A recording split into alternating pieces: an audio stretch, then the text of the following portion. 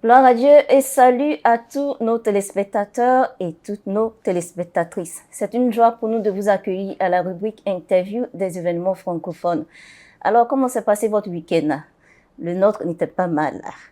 Donc, vous nous suivez depuis le pays des hommes intègres, je veux dire le Burkina Faso. Je m'appelle Abigail Amponcel. Ne quittez pas votre poste téléviseur. Nous revenons dans un instant.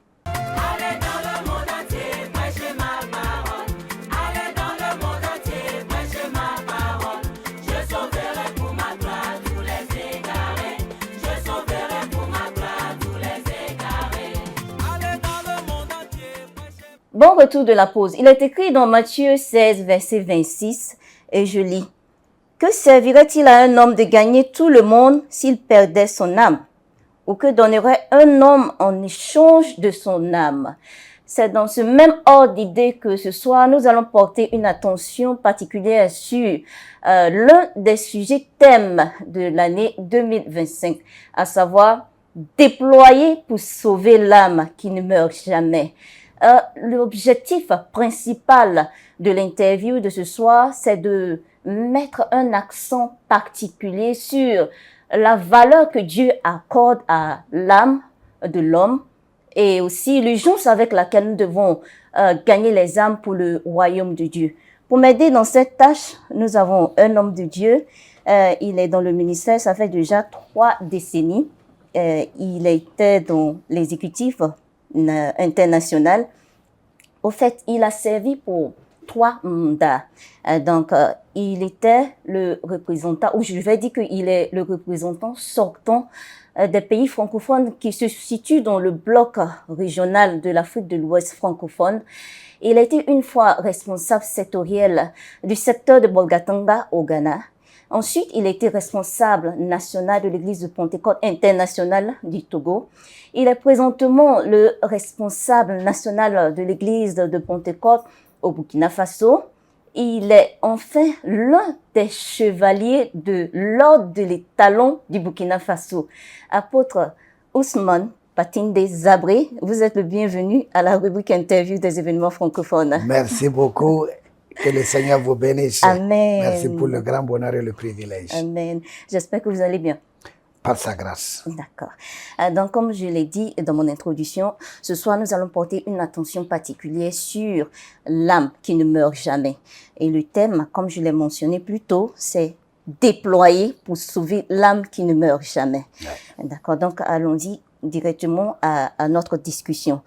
Donc, nous voulons savoir quelle est l'importance de la conversion d'une âme dans le programme de déployer ou bien dans le programme de déploiement de la vision 2028. Très intéressant cette première question, parce que l'âme est très très importante dans cette vision 2028. Parce que l'importance de la conversion d'une âme, d'une personne, dans le déploiement de notre, selon notre vision là, est très capitale. Pour dire que elle est l'importante composante du programme de cette vision, parce que la transformation du monde que nous aspirons là, la transformation du monde est l'action capitale. Et elle dénote la conversion des âmes par la prédication de l'évangile. Et quand nous allons regarder ce qui tourne autour de nous, c'est-à-dire dans notre génération, dans notre génération, nous sommes dans une génération méchante, où beaucoup de personnes s'adonnent à des tueries, des assassinats lâches et barbares, de personnes innocentes. Et combien de personnes parmi ces gens-là connaissent le Seigneur? Ça veut dire que leur âme va aller en perdition pour rien. Donc, ce thème-là est très, très, très important. Ouais. C'est très important. Au fait, Dieu travaille avec les hommes. Il a besoin des âmes des hommes. Et c'est l'âme aussi qui va au-delà de cette terre, n'est-ce pas? Donc, nous allons voir, selon la perspective biblique, qu'est-ce que l'âme de l'homme? Nous voulons définir ce que c'est que l'âme de l'homme selon la perspective biblique. Voilà. Selon la perspective biblique, Oui. l'âme est la partie invisible de l'être humain qui est dans le capsule qui est le corps physique. Oui. Et c'est la véritable personne. Hein? L'âme, là, c'est la véritable personne à l'intérieur. Là. C'est la véritable personne même, la personne que Dieu voit là. Okay. Donc, elle est très, très, très importante à être considérée. Parce que le corps physique, là, on va remettre la poussière à la poussière. Oui. Mais l'âme a à apparaître devant Dieu. Okay. Il sera soit jugé ou affranchi de toute la vie menée sur la terre. D'accord, c'est bien noté. Ouais. L'apôtre Zabri a mentionné le fait que l'âme est la véritable personne. Quand vous prenez une personne, c'est l'âme qui est la véritable personne de cette personne que vous voyez, c'est très important. Ouais. Donc maintenant, nous allons discuter de l'importance de l'âme de l'homme. Je sais que vous avez déjà mentionné le fait que l'âme de l'homme est très importante dans la vision, dans le programme de la vision 2028. Maintenant, nous voulons voir l'importance de l'âme de l'homme en tant que tel. Si vous pouvez catégoriser ou bien mettre ça dans le domaine chrétien, bon, il n'y a pas de souci. Mais nous voulons voir l'importance de l'âme de l'homme. Oui, comme je disais tantôt, l'âme est très, très importante. Ok. En considérant d'ailleurs comment Dieu, dans la création, à partir de la substance du sol, qui est la motte de terre que Dieu a créé l'homme. Oui. Mais l'homme n'avait pas de vie. Jusqu'à ce que Dieu souffle dans les narines du premier homme. Ça veut dire que Dieu a transmis sa vie dans l'homme. Et c'est ça qui fait que l'homme est devenu un être vivant. Donc l'âme là, c'est la véritable vie de Dieu qui est en nous. Pour cela, elle est très valeureuse et elle est très très importante. C'est pourquoi Jésus lui m'a posé la question, que servait-il à un homme de gagner le monde entier s'il perdait même son âme. Et pour ajouter, le corps physique, comme j'ai dit, là, va mourir. Mais l'âme est immortelle. Donc elle est très très valeureuse et importante. D'accord, j'aimerais faire ressortir un point ici. Y a-t-il une différence entre l'esprit et l'âme? Parce qu'il y a certains qui confondent l'esprit à l'âme. Oui. Il y a une différence entre les deux? Veuillez nous expliquer. Bon, de manière générale, il y en a qui font un peu le mélange quand même. Ou bien qui les identifient d'une manière générale. Mais on peut dire l'âme, comme c'est ça, c'est la vie réelle que Dieu a mis dans la personne. Mais l'esprit là se centralise dans les pensées, les choses qu'on peut réellement faire. Est-ce que tu vois? D'accord. Voilà. D'accord. Donc l'esprit se trouve au niveau de la pensée. C'est ça. Voilà, il y a la différence entre l'âme et l'esprit. J'espère que vous êtes en train de prendre bonne note. Voilà. Maintenant, nous allons voir un peu la relation qui existe entre le monde et l'âme. Est-ce que vous pouvez établir s'il y a vraiment une relation? Est-ce qu'il y a une relation entre le monde et l'âme? Si oui, y a-t-il? Parce que vous voyez, comme l'âme est dans le corps humain et la personne vit sur la terre. Le monde là, quand on prend d'abord même ce que en grec on dit le cosmos, l'environnement autour de nous là. L'âme là, c'est vivant dans le corps, se meut dans le monde. Donc, ça fait que quand même, il y a cette relation. D'accord. D'accord, c'est bien noté sur ce point. Donc, l'âme qui vit dans le corps de l'homme et l'homme aussi vit dans le monde. Donc, certainement, il y a une relation entre l'âme et le monde. Voilà, nous allons discuter de la valeur de l'âme de l'homme. Nous allons nous attarder sur ce point. J'avais déjà dit un peu qu'elle est très valeureuse. Parce qu'elle est immortelle. Le corps périt, mais l'âme continue de vivre. Et quand vous voyez considérer la personne de Jésus, qui a décidé de se donner, qui est Dieu, pour racheter l'âme, on voit que l'âme a plus de valeur que toute autre chose. Oui. Le monde et tout ce qui l'enferme est créé par Jésus. Tout a été créé par lui et pour lui. Oui. Oui. Mais il a accepté donner sa vie pour racheter l'âme Oui. de la perdition. Donc, ça prouve que l'âme est très valeureuse. Oui. Et tu vois, considérant le prix incommensurable payé pour sa rédemption, là, tu vois, chaque objet, là, son prix dépend de sa valeur. Exactement. Oui, Exactement. chaque objet, là, le prix, là, c'est sa valeur qui va en tout cas déterminer le prix de cet objet.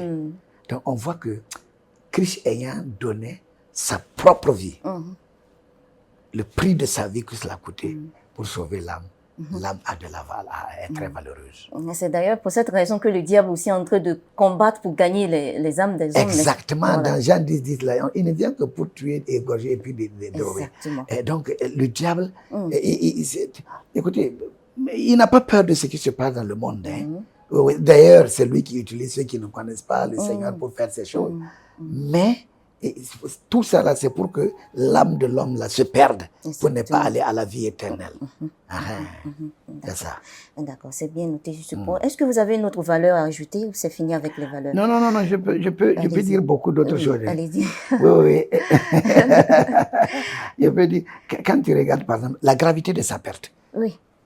Quand l'âme se perd, là, c'est extrêmement grave parce que ça veut dire que la perte, là, ça veut dire la séparation d'avec Dieu d'une manière éternelle. Il n'y a plus de temps à racheter. Donc, dès que l'âme est perdue, il va aller en enfer pour l'éternité. Donc, c'est vraiment très grave. Donc, on considère sa valeur, on considère la gravité même de sa perte. Ok. Vous voyez? Oui, c'est bien noté. Allons-y avec la prochaine valeur. Il y en a encore. Beaucoup, hein? Oui, vous allez ajouter 3 et puis on va continuer. Il a parlé de la personne qui essaie de juger digne de la racheter, l'intérêt que porte le diable sur l'âme et le souci de Dieu pour sauver l'âme et la valeur que Jésus l'accorde en sacrifiant sa vie. Et sa perte qui étant véritablement très dangereuse et qu'il faut souligner. Bon, donc, quand Jésus a posé la question, que pourrons-nous, un homme, échanger avec son âme? On trouve qu'il n'y a rien qui puisse être échangé avec l'âme. Ça trouve que l'âme a de la valeur plus que toute autre chose. On peut se construire des immeubles, mais ça n'a pas le prix de l'âme, ni de la valeur de l'âme. Exactement. C'est ça. Donc, nous avons une question. Et il y a des personnes, pour des raisons de richesse, elles veulent s'enrichir et ces personnes vont échanger leur âme avec la richesse de ce monde. Quel conseil avez-vous pour ces personnes-là? Elle n'est pas échangeable, considérant sa valeur. Parce que l'homme peut, les richesses de ce monde, tout est éphémère. Tout va passer. Exactement. Tout va passer. On a vu des gens qui se sont amassés des richesses, mais dans le courant de la vie, là, ils ont tout perdu et ils sont devenus pauvres. Exactement. Est-ce que tu vois? Donc, mais pour l'âme, là, elle est plus valeureuse que toute autre richesse qu'on peut accumuler sur la terre. Donc, je conseillerais de considérer la valeur de l'âme qui va apparaître devant Dieu là et de se donner à Jésus et de laisser Dieu contrôler leur état d'âme, transformer leur état d'âme pour que le vécu sur la planète Terre là, ils vivent à la lumière des Saintes Écritures, être agréable à Dieu, pour que le jour du jugement là, ceux qui croient en Christ sont épargnés même du jugement. Oui. Mais si tu ne fais pas ça là, et ton âme est perdue, Dieu va te juger selon les œuvres que tu aurais fait pendant que tu étais sur la terre, soit en bien ou en mal. Et tes richesses ne peuvent même pas te suivre et aller là-bas.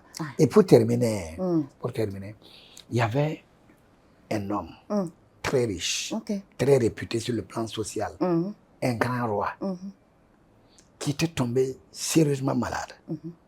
Mais dans sa maladie, il a dit, donnez-moi tant d'argent. Ils ont fait venir les médecins, ils ont fait venir tout le monde.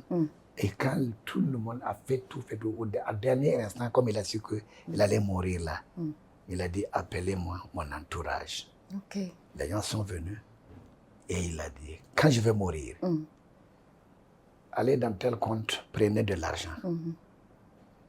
Et je veux que les médecins qui m'ont traité là se mettent dans leur treillis ou dans leur blouse médicinale. Okay. Accompagnez mon cercueil pour aller au cimetière. Okay. Sur la route là, verser de l'argent et distribuer aux gens. Wow. Laissez les médecins déposer mon cercueil dans la tombe. Okay. Et quand vous allez me mettre dans le cercueil, mettez-moi sur le dos, le visage en l'air, avec les deux mains en l'air. Okay. Et quelqu'un lui a posé la question, qu'est-ce que tu veux nous dire par là? Et il a dit, je vais vous dire que, me regardant en l'air, mes yeux regardent le Seigneur. Mes mains en l'air prouvent que je suis venu dans le monde bredouille et je repars bredouille. Okay. Jetant l'argent sur la rue, je veux signifier que l'argent n'est rien. Je l'ai eu sur la terre, mais je l'ai gaspillé. Et tout ce que j'ai eu laissé là, c'est pour d'autres personnes. L'argent ne peut pas m'accompagner. Aller dans là où je vais aller. Les médecins là, je veux dire au monde visible, que la personne seule qui a la destinée de l'être humain là, c'est l'éternel Dieu. Alléluia. Ce n'est pas le médecin. Exactement. Il peut traiter, mais quand mon jour arrivera où je dois mourir, remettre la terre à la terre là, le médecin ne peut pas changer ça. Je vais partir. Mais qu'est-ce que j'aurais fait si j'arrive devant Dieu? Va-t-il me condamner ou bien je serai épargné? Donc tu vois le message. C'est pour dire que tout ce qu'on aurait accumulé là ne seront rien si nous, on n'a pas considéré la valeur de l'âme. Wow. Ça, c'est une histoire vraiment émouvante. Ça donne des frissons. Donc, si vous nous suivez pour la première fois, que vous êtes au point d'échanger votre âme pour les richesses de ce monde, sachez que les richesses de ce monde sont éphémères. Elles ne vont pas durer. Et j'espère que vous avez appris quelque chose de l'histoire que notre papa a partagé avec nous. Votre âme a plus de valeur que tout sur cette terre. C'est bien noté sur ce point. Et donc, apôtre, nous voulons savoir, est-ce que c'est possible de mesurer la valeur de l'âme de l'homme? C'est possible? Est-ce qu'on peut mesurer la valeur de l'âme de l'homme? Si oui, comment? Est-ce qu'on va prendre une balance et mettre l'âme de l'homme dessus et mesurer son poids pour voir si on peut mesurer? Vous expliquer. Okay. D'abord, pour ce que j'avais déjà dit là, connote déjà la valeur de l'homme qu'on peut réellement considérer. Okay. Bon, peut-être je répéterai que quand nous, en mesurant, dire qu'on peut mesurer l'âme de l'homme là, d'abord elle est immortelle. Elle est immortelle, d'accord. Le corps périt, mais l'âme est immortelle.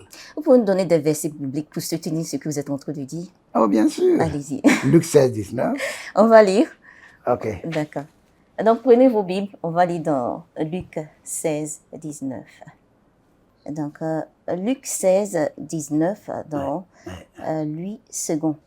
Okay. Donc, il y avait un homme riche qui était vêtu de pourpre et de fin lin et qui chaque jour menait joyeuse et brillante vie.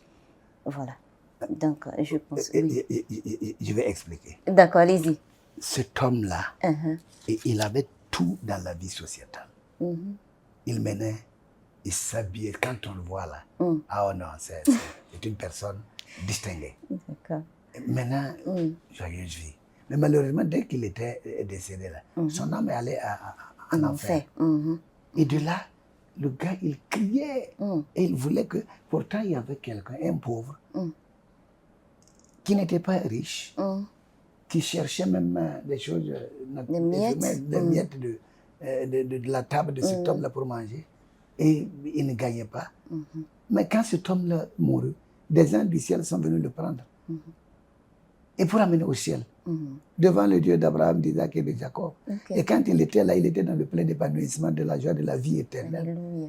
Et qu'est-ce qui s'était passé? Ce n'est pas, en somme, la richesse qui t'amène Au fait, j'allais vous poser cette question. Il faut que ça soit clair. Ce n'est pas la... Non, j'avais déjà enseigné et j'ai dit à des gens, il y a des gens qui disent que l'argent c'est le diable. C'est faux. Tu ne peux pas avoir 10 billets de 10 000 francs dans ta poche et dire que tu as 10 000 diables dans ta poche. Non. L'argent n'est pas de diable. Mais si l'argent est utilisé par quelqu'un, un inconverti, pour propulser et puis faire même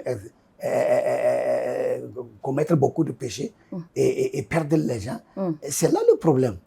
Donc c'est ça. Donc maintenant, celui qui était pauvre n'a pas son âme était en relation avec son Créateur. Amen. Il connaissait Dieu, il cherchait Dieu, il ne voulait pas faire le mal.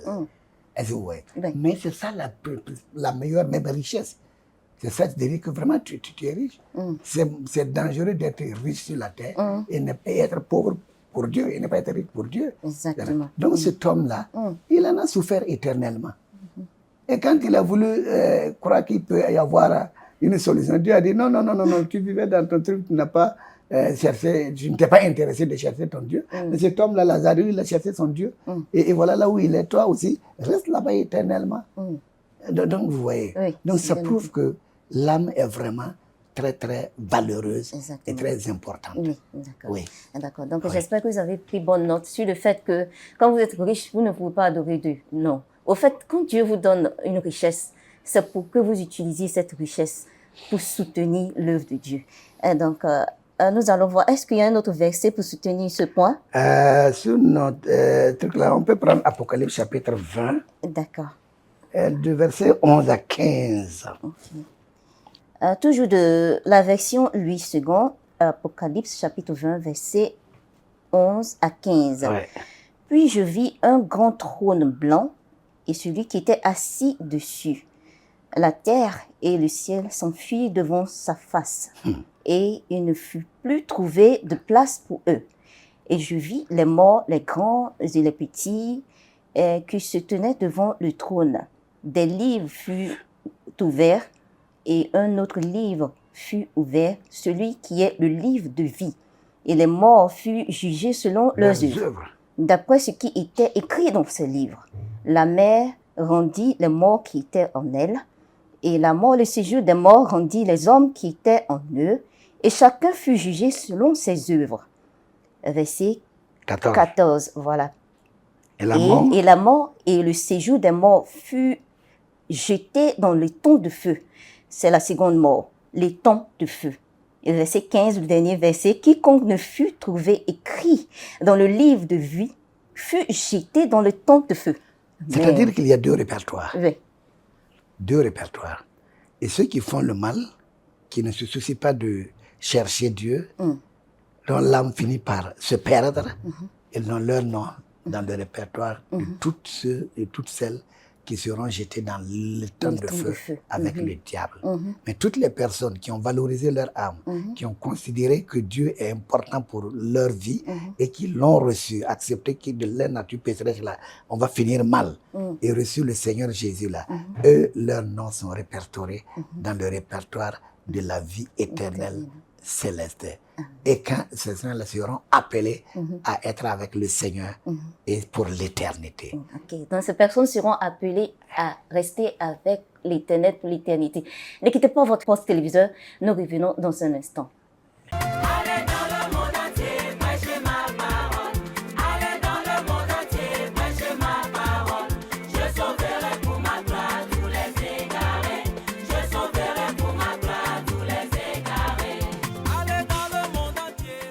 Bon retour de la pause. Avant de prendre la pause, nous étions en train de voir comment est-ce que nous pouvions mesurer l'âme de l'homme. Nous avons vu et mentionné le fait qu'elle est immortelle. Nous avons donné deux passages bibliques, Luc 16, 19. Apôtre Zabré a élaboré sur ce point. Nous avons aussi mentionné Apocalypse chapitre 20, versets 11 à 15.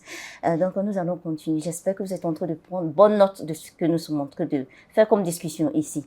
Apôtre, nous allons continuer. Quel autre élément montre que l'âme, la valeur de l'homme, ou bien la valeur de l'âme de l'homme peut être mesurée? Par la personne trouvée digne de la racheter. C'est-à-dire Dieu, la personne de Jésus-Christ. Et la Bible a dit, dans Jean 3, 16, car Dieu a tant aimé le monde qu'il a donné son Fils unique. Ça veut dire sans comparaison, sans égalité, sans rivalité. Il a donné son Fils unique afin que quiconque croit en lui ne périsse point, mais qu'il ait la vie éternelle. Amen. Et quand nous prenons Apocalypse chapitre 5, le verset 4, 4 et 5, je vais lire même jusqu'au verset 7. Parce que c'est très intéressant. Je vais lire même jusqu'au verset 7. Il dit, et Jean avait eu une révélation. Et dans la révélation, il avait vu quelque chose. Et ça l'a fait pleurer. Il a vu un ange puissant qui criait d'une voix forte, là, qui a dit d'ouvrir le livre et d'en rompre les sceaux, parce qu'il a vu celui qui était assis sur le trône, là, tenant un livre. Et ce livre-là, notez bien, renfermait l'essentiel de tout ce qui est du salut de l'humanité. Donc, qui pouvait ouvrir ce livre? Et personne dans le ciel, ni sur la terre, ni sous la terre, ne peut ouvrir le livre et le regarder. Alors, verset 4 maintenant. Et je pleurais beaucoup de ce que personne ne fut trouvé digne d'ouvrir le livre ni de le regarder. Et l'un des vieillards me dit, ne pleure point. Voici, le lion de la tribu de Juda, le rejeton de David, a vaincu pour ouvrir le livre et ses 7 sceaux. Et je vis au milieu du trône et des 4 êtres vivants au milieu des vieillards, un agneau qui était là comme immolé. Il avait 7 cornes et 7 yeux, qui sont les 7 esprits de Dieu envoyés par toute la terre. Il vint, il prit le livre de la main droite de celui qui était assis sur le trône. Verset 8, quand il eut pris le livre, les 4 êtres vivants et les 24 vieillards se prosternèrent devant l'agneau, tenant chacun une harpe et des coupes d'or remplies de parfums qui sont les prières des saints. Qu'est-ce que je veux dire là? Et tout ce qui est du salut de l'humanité est dans la renferme. Mais c'est qui a pourvu à ce salut? C'est Jésus-Christ. Donc Jean, dans la Révélation, a vu ce livre-là qui contenait, qui était bien scellé et fermé.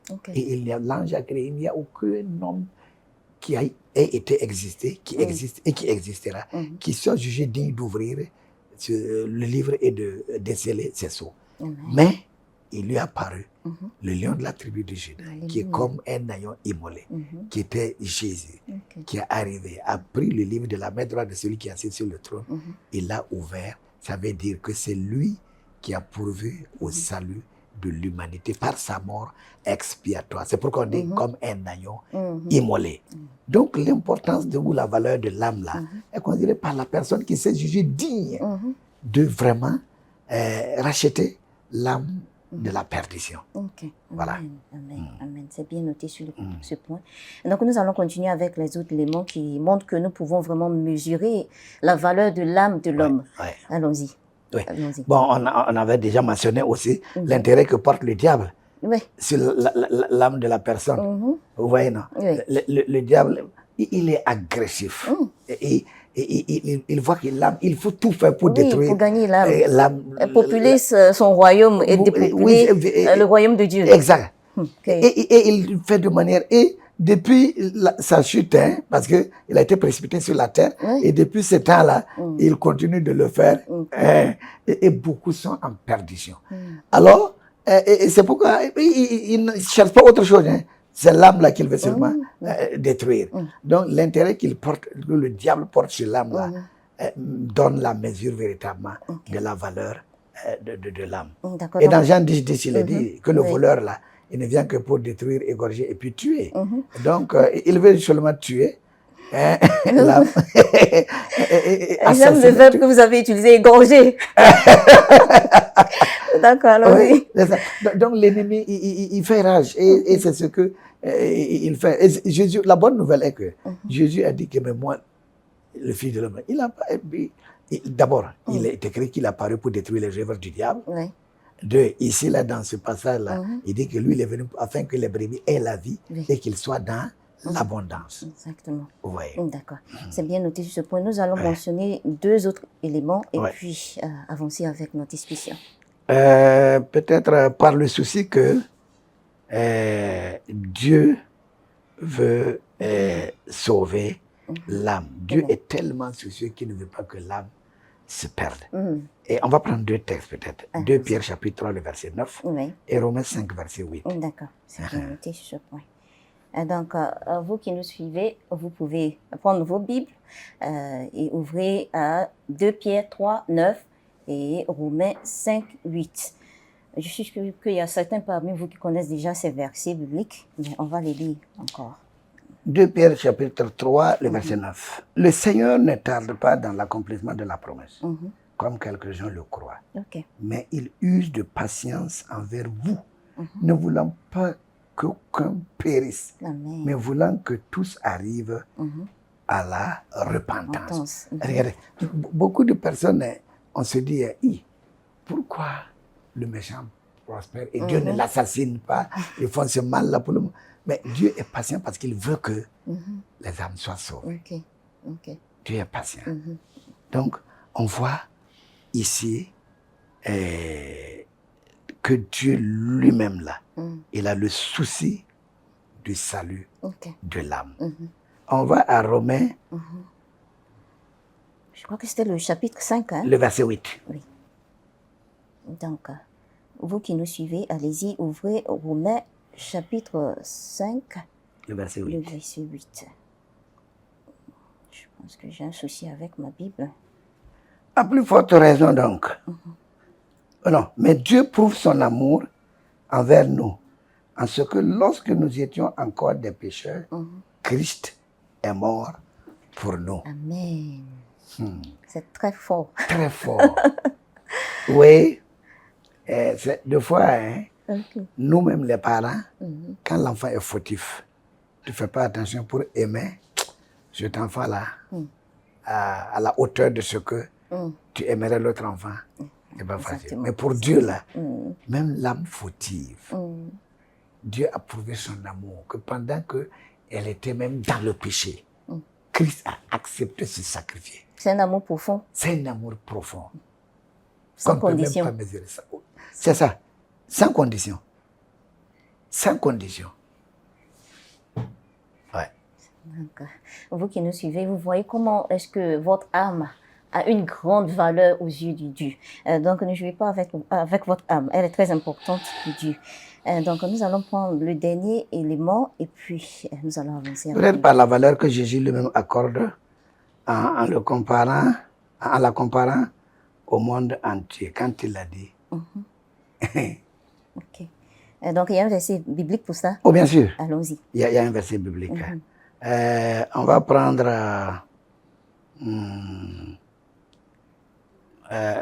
Marc chapitre 8, le verset 36. D'accord. Marc 8, le verset 36. D'accord. Donc, je vais lire. Oui, allez-y. D'accord. Donc, toujours de Louis II, Marc chapitre 8, verset 36. Et que sert-il à un homme de gagner tout le monde s'il perd son âme? C'est à peu près comme Matthieu 16, 26. C'est ça. Voilà. Ouais. Donc, vous voyez, si tu gagnes le monde et tu perds ton âme là, à quoi cela va me te servir? D'ailleurs, quand je regardais, en venant à ce lieu, vous regardez les immeubles là, il y a des gens qui vont construire des immeubles de combien? 9, 10 chambres. Et toi, tu ne peux même pas dormir dans 10 chambres. Mais tout ça là, ce n'est que vanité. Exactement. Ce n'est que vanité. En comparant la richesse, la valeur et l'importance de l'âme. Vous voyez? Que sert-il à un homme de gagner le monde entier? Et d'ailleurs, on ne peut même pas gagner le monde entier. C'est vrai. Je prends l'exemple même du président peut-être des États-Unis. Quand il dit des États-Unis là, quand tu vas aux USA, il y a pour voyager même en avion d'un État à un autre là, tu peux faire des heures. Oui. Et des fois des dizaines d'heures. Une dizaine d'heures. Et malgré tout ça, le président des États-Unis là, il est président seulement aux États-Unis.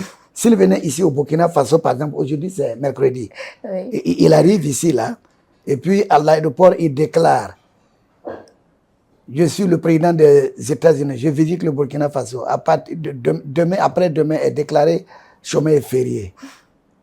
Vous croyez que les fonctionnaires vont arrêter d'aller au travail? Non. Ah non, ils vont te dire ton pouvoir est limité. Hein? Exactement. Si tu as gagné les États-Unis, tu n'as pas gagné le Burkina Faso. ta voix est prépondérante seulement chez toi. Donc, il n'y a même pas un seul homme qui a gagné le monde entier. Même les richesses du monde entier, ce n'est qu'une petite fraction que quelqu'un peut avoir. Mais l'âme, là, elle est tellement riche et valeureuse aux yeux de Dieu que véritablement, là, que servirait-il à un homme de gagner le monde, là, si tu perdais ton âme? D'accord. Donc l'âme est très importante. Ouais. Vous ne pouvez pas comparer votre âme à quoi que ce soit sur cette terre.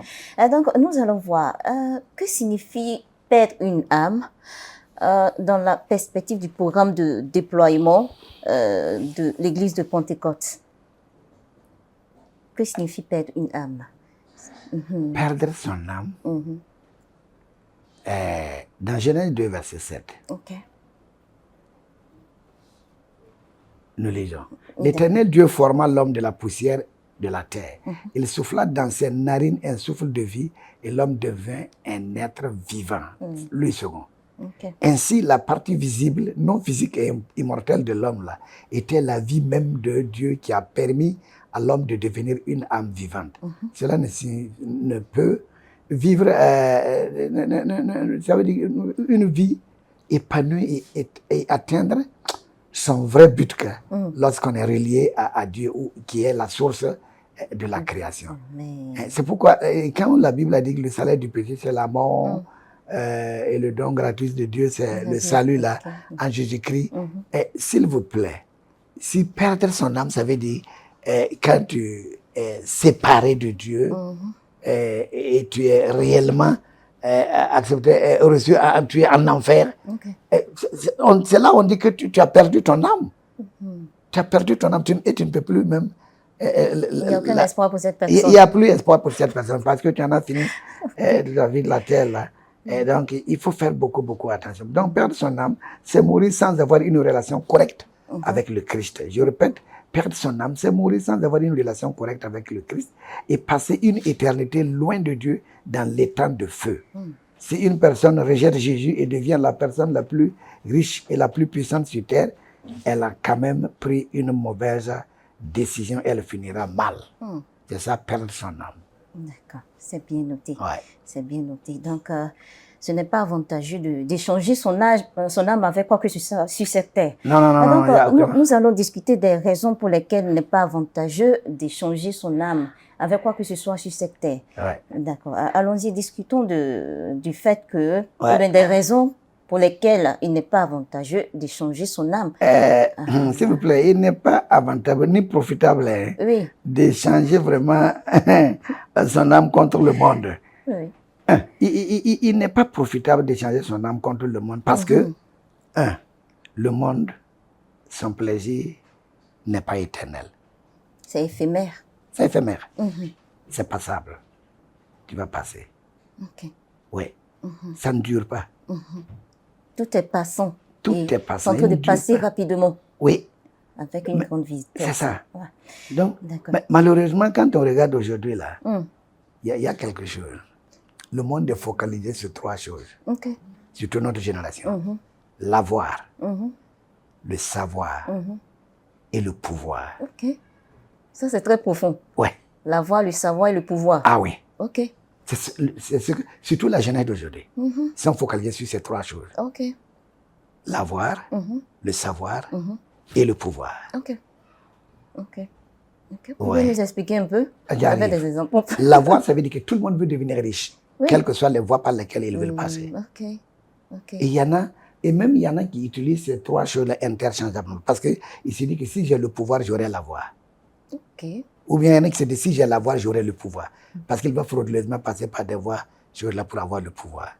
Et quand il a le pouvoir là, on voit que il se dit que bon, si j'ai l'avoir là, l'argent, je peux même chercher le savoir, payer à tout prix pour ce genre. Mais il y a certains savoirs là qui n'arrangent pas, qui t'amènent très loin de Dieu. Exactement. Qu'il faut faire attention. Mais le monde est focalisé sur ces trois éléments. L'avoir, le savoir et le pouvoir. Ok, c'est très profond. J'espère que vous êtes en train de prendre note. Ouais. Ok. C'est ça. C'est bien noté. D'accord. Donc. Pourtant, il y a un danger. Ok. Il y a un danger. Parce que tous les êtres humains là, sont gouvernés par un principe de 3 temps. Ok. Tout le monde est gouverné par un principe de 3 temps. Ok. Le temps de recevoir, le temps de faire valoir Ok. et le temps de rendre compte. Ça aussi, c'est très profond. I tell you. Allez-y, expliquez. Donc, ça veut dire que, vous verrez que j'avais dit dans 1 Corinthiens 4, verset 7 là, qu'as-tu que tu n'as pas reçu? La première chose qu'on a reçue, c'est la vie que Dieu nous a donnée.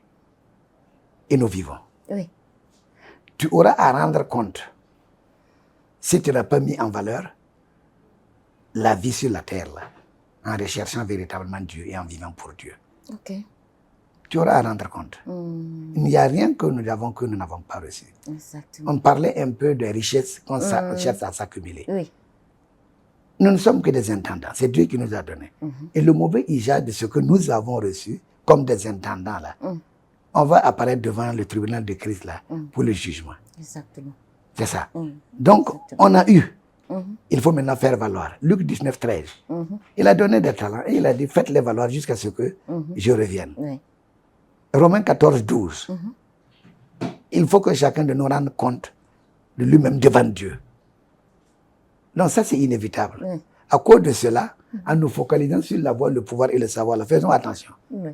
Parce que on est gouverné par le principe de ces 3 temps. On a reçu, on doit faire valoir, parce qu'il y aura un compte à rendre pour chacun. Oui. Oui. Oui. D'accord, c'est bien noté sur ce point. Donc, nous allons prendre vos derniers mots parce que le temps ne joue pas en notre faveur. Donc, nous allons mettre une virgule ici, comme le président international le dit souvent. Nous allons mettre une virgule ici et puis... D'accord, peut-être que ce que j'aurais à dire, le pouvoir, la gloire, les plaisirs, l'argent, les biens, sont des choses éphémères qui vont passer. N'est pas éternel. Mais notre âme, là, elle l'est. Dans la recherche, il y a l'apôtre J.C. Ado qui disait dans son exposé pour ce thème-là que le fait qu'on a eu même gagné un championnat du monde ou d'une prééminence dans le sport, ou dans l'académie, les concours de beauté, la politique, l'armée, les relations, la religion ou tout autre domaine-là est une bonne chose. Mais elle ne peut se faire au dépend de votre âme. Après tout, combien de ceux qui ont réussi, par exemple, de faire une éminence dans le monde, là, on voit dans les journaux, il y a plusieurs personnes, là, on n'entend plus parler d'eux. On n'entend plus parler d'eux. Donc, faisons attention dans le vécu de notre foi sur la terre, parce que l'âme est très, très importante et ne peut pas se comparer à quoi que ce soit. Donc, tôt ou tard, là, ce qui vous préoccupe dans le monde, qui vous a fait négliger ou rejeter, oublier Dieu, disparaîtra. Ou vous le laisserez derrière vous. Et vous aurez perdu la seule partie de vous-même qui dure pour toujours, qui est l'âme. Donc c'est donc le comble ou l'absurdité que d'échanger son âme précieuse et immortelle contre le monde qui passe si vite. Donc je vais conclure à dire que le monde passe et sa convoitise aussi. Mais celui qui fait la volonté de Dieu, là, c'est cette personne qui meurt et qui demeure plutôt éternellement. Le monde ne peut jamais satisfaire. Exactement. Non. Tout ce qu'on a gagné dans le monde là, on ne peut pas être satisfait. Donc, c'est la relation avec Dieu qui est très, très importante. Je crois que j'avais dit un peu l'histoire du roi Salomon. Qu'est-ce que ce type-là n'a pas gagné? Il a gagné le prestige. Il a satisfait son âme, son corps, en ramassant les femmes comme ce n'est pas permis. Il a gagné le trône. Et Dieu lui a donné une sagesse exceptionnelle. Mais malgré toutes ces choses-là, comme il a dit il n'a pas voulu que son œil le prive de ses regards et de son cœur, de ce qu'il attire là. Il s'est embarqué dans ça, il a dit que tout est vanité. Tout est vanité. Donc faisons attention et voyons la préciosité de l'âme que Dieu nous a donnée et vivons en conformité des Écritures à la volonté de Dieu et accédons à la vie éternelle que l'âme doit aller y résider. Merci. Merci. Donc, nous allons mettre une virgule ici, comme le président international le dit le plus souvent. Nous allons continuer avec la deuxième partie de notre discussion, Dieu le voulant, la semaine prochaine ou mardi prochain. Nous voulons remercier l'apôtre Ousmane Patine des Abré qui a mis du temps de côté hors de son emploi du temps surchargé pour nous apporter des précisions sur déployer pour sauver l'âme qui ne meurt jamais. Nous avons vu que l'âme est très précieuse et vous ne pouvez pas échanger celle-ci avec quoi que ce soit sur cette terre. Donc, si vous souhaitez découvrir des sujets plus intéressants, veuillez nous rejoindre sur PAN TV chaque mardi de 19h30 à 20h30. Nous profitons de cette occasion pour saluer le président international qui est l'initiateur de cette émission. Nous saluons aussi le directeur d'émission. Nous saluons tout le personnel du bureau d'émission. Nous saluons PAN TV. Nous saluons aussi mon producteur qui est en la personne de Samuel Odate, qui est aussi soutenu par Doucet, qui nous ont aidés à la réalisation de cette émission. Merci de nous avoir suivis. Encore une fois, je m'appelle Abigail Amponsem. Dieu le voulant, retrouvons-nous ici sur PAN TV mardi prochain de 19h30 à 20h30. À très bientôt.